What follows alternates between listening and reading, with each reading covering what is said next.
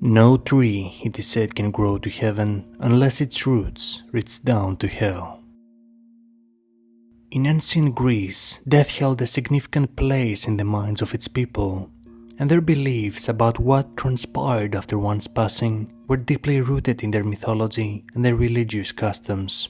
The ancient Greeks believed that after death, the soul, Psyche, was separated from the body, soma, and embarked on a perilous journey through the realm of the dead, known as the underworld. Death is a universal and profound theme that triggers a wide range of emotions, including fear, curiosity, and contemplation. In psychology, death is often viewed as a symbol of transformation, a transition from one phase to another. It symbolizes the end of life as we know it and the potential for new beginnings. In the context of Greek mythology, the underworld, ruled by Hades, serves as a metaphor for the human subconscious or the depths of the psyche. Like the hidden realm of the underworld, the subconscious mind remains concealed from our conscious awareness. Within the subconscious lie repressed emotions, memories, and aspects of the self that are not fully known or understood. These elements can influence our thoughts, behaviors, and feelings in subtle ways. Just as the ancient Greeks sought to understand the mysteries of the underworld, delving into the depths of our psyche will lead to a deeper understanding of the human experience. The Greeks believed that after the burial, Hermes, the god of trade, travelers, and merchants, led the soul to the entrance of the underworld, to Charon, the boatman of the dead. To traverse this treacherous realm, the departed soul relied on the guidance of Charon. Charon's primary responsibility was to transport the soul of the deceased across the river Styx, which separated the land of the living from the realm of the dead. However, the passage to the underworld was not without a cost. According to Greek tradition, the deceased were buried with a coin or an obol placed under their tongue or eyelids. This payment was necessary to secure passage on Charon's boat and ensure a safe journey to the underworld. Those who couldn't pay the fare found themselves trapped in a limbo state, neither fully alive nor dead. In psychological terms, this means that individuals who are unable to engage in the necessary inner work to explore the depths of their psyche may remain stagnant and unfulfilled. Without delving into their inner world, they miss out on the full spectrum of human experience, neither experiencing pleasure nor confronting and resolving their emotional pain. In essence, they become akin to the living dead, missing the opportunity for growth, transformation, and a more vibrant and meaningful existence. Charon, in psychology, can be seen as the representation of the transitional state between life and death, similar to the concept of liminality. As the ferryman who carries souls across the river Styx to the underworld, Charon serves as a metaphor for the journey from one state of being to another. This liminal space can be likened to moments of profound transformation and change in human life, such as major life transitions, rites of passage, or the process of psychotherapy. Charon's role highlights the importance of navigating these liminal spaces with acceptance, courage, and readiness for the unknown. In Greek mythology, the rivers of the underworld represent various aspects of the human psyche and the journey of the soul. Each river conveys a unique psychological significance that resonates with the human experience.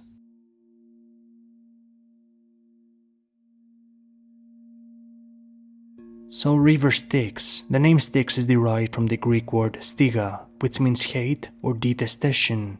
The river Styx, named after the goddess Styx, symbolizes the boundary between the living and the realm of the dead. Psychologically, it can be seen as the threshold between conscious and unconscious states, representing moments of transition and transformation in life. Crossing the river Styx may signify a significant change, such as a life-altering event or a transformative inner journey. Secondly, the river Acheron. The name Acheron comes from the ancient Greek word acheos, which means woe or pain. The river Acheron represents a river of sorrow and distress. In psychology, it may be seen as a symbol of the emotional depths one must traverse to confront and process deep-seated pain and grief. Crossing the Acheron can be likened to the therapeutic process of exploring and healing emotional wounds. The third river, Lethe. The name Lethe means forgetfulness or oblivion in Greek.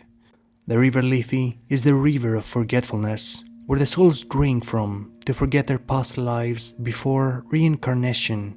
Psychologically, Lethe can be associated with a process of letting go, forgiveness, and releasing old patterns or burdens that no longer serve us. Number 4. River Cocytus. The name Cocytus is derived from the Greek word kokitos, which means lamentation or wailing. In psychology, it may symbolize the expression and release of repressed emotions, acknowledging and processing sorrow, and allowing for emotional catharsis. And on number 5, River Phlegethon. The name Phlegethon originates from the Greek word phlegin, which means to burn or to blaze. The river Phlegethon is a river of fire, often associated with purification and cleansing. Psychologically, it can be linked to the process of confronting and transmuting intense emotions or destructive behaviors, leading to inner growth and renewal. Together, these psychological rivers reflect the complexity of the human psyche and the transformative journey we need to take to gain self-awareness, healing, and growth. Each river symbolism encourages us to confront our inner worlds with courage and embrace the full range of emotions and experiences that can shape our lives. After the passage in the underworld, the soul faced the crucial moment of judgment. The soul meets Cerberus. Cerberus, the three-headed dog in Greek mythology, can be seen as a representation of the human psyche's protective mechanisms. Psychologically, Cerberus embodies the concept of the inner critic, which guards the gates of the subconscious, preventing unprepared individuals from accessing hidden aspects of themselves. This inner critic often manifests as self-doubt, self-criticism, and fear of delving into the depths of the psyche. Confronting and taming Cerberus signifies the need to face and understand the barriers we create within ourselves, enabling us to explore and integrate the shadow self, the repressed or denied aspects of our personality. After that, the soul passes in the courtyard of the sorrowful palace of Hades and Persephone. Hades, as the ruler of the underworld in Greek mythology, serves as a powerful symbol for the unconscious mind. Just as the unconscious lies beneath the surface of conscious awareness, Hades governs the hidden realm where our deepest desires, fears, and instincts reside. The unconscious mind plays a significant role in shaping our thoughts, emotions, and behaviors, often influencing us in ways we may not fully comprehend. Hades' dominion over the underworld emphasizes the importance of acknowledging and understanding the unconscious aspects of ourselves for personal growth and self-awareness. Persephone, Hades' wife, embodies the cycles of life, death, and rebirth, much like the changing seasons. In mythology, Persephone spent 6 months in the underworld and 6 months in the human world because of her abduction by Hades. When Hades kidnapped Persephone, her mother Demeter, the goddess of harvest, mourned her absence, causing a period of barrenness and winter on Earth, leading to the cyclical pattern of the changing seasons. Her time spent in the underworld and on Earth reflects the perpetual process of transformation and renewal that occurs in both nature and the human experience. In psychological terms, Persephone's journey represents the transformative nature of human existence, where individuals go through periods of darkness, introspection, and growth before re-emerging into the light. In the palace, 3 prominent judges, known as the tripartite judges, held the power to determine the fate of each departed soul: Minos, Rhadamanthus, and Aeacus. The judgment process in the underworld was a critical moment of reckoning. The judges meticulously assessed the life and deeds of the deceased, evaluating their virtues, vices, and actions during their time on Earth. Based on this assessment, they would determine the appropriate afterlife destination for each soul. As sons of Zeus, they represent archetypal images of wisdom and justice, reflecting the human longing for fairness and moral order in life and death. First, Rhadamanthus, in Greek pronounced Rhadamanthys. Rhadamanthus was a legendary king in Greek mythology and was believed to be the son of Zeus and Europa. Rhadamanthus, associated with the eastern regions, symbolizes the aspect of the psyche that seeks inner wisdom and self-understanding. His wise and just judgments reflect the human desire for inner clarity and self-awareness. Secondly, we have Iacchus, in Greek pronounced Eakos. Iacchus was another mythical king and son of Zeus, this time from his union with Aegina. Iacchus, presiding over the souls from Europe, embodies the part of the psyche that adheres to societal norms and rules. His strict judgment mirrors the internalized moral compass that guides our behavior and decisions. And third, Minos, in Greek pronounced Minos. Minos was an important figure in Greek mythology and the son of Zeus and Europa, making him the brother of Rhadamanthus. Minos serves as the ultimate authority in decision-making, representing the higher self or super-consciousness.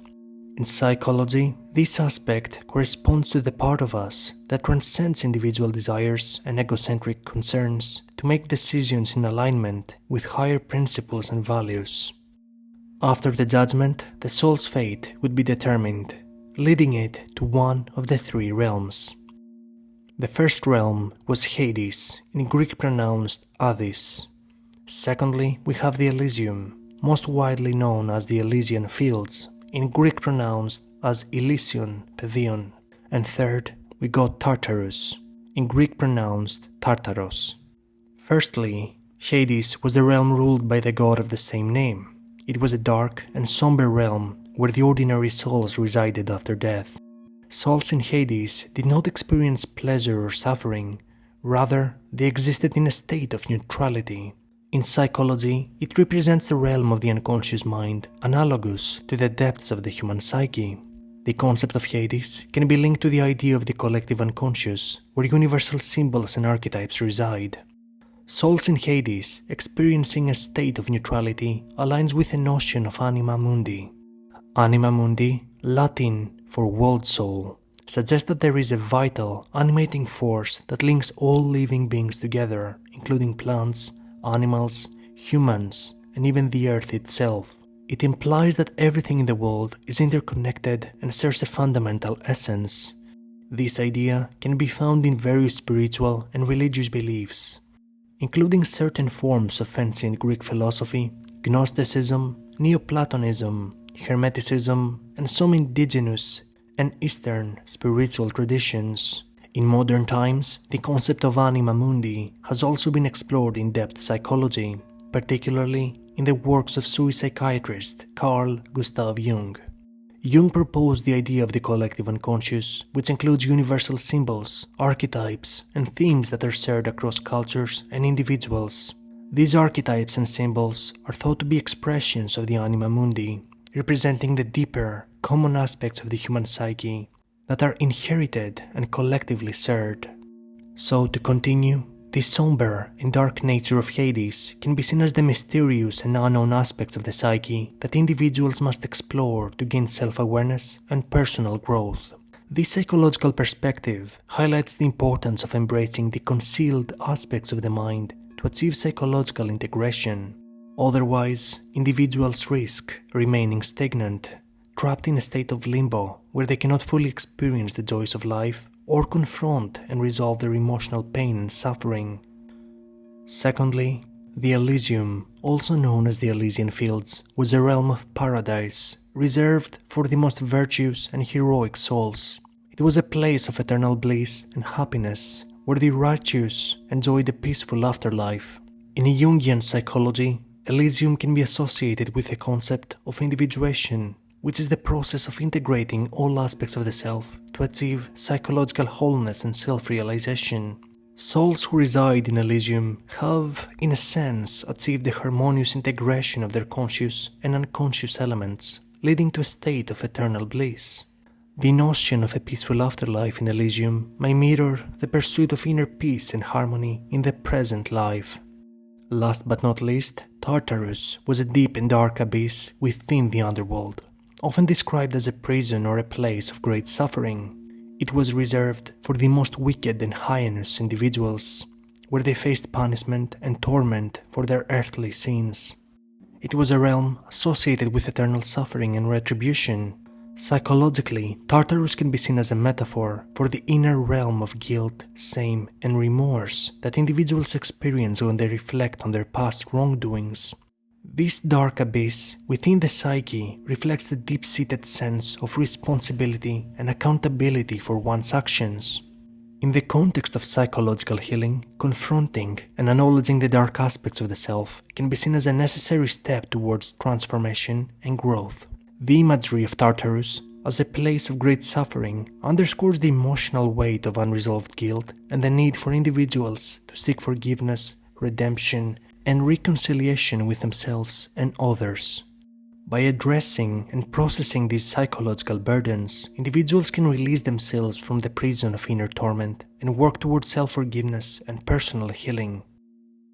He who journeys to hell also becomes hell. Therefore, do not forget from whence you come.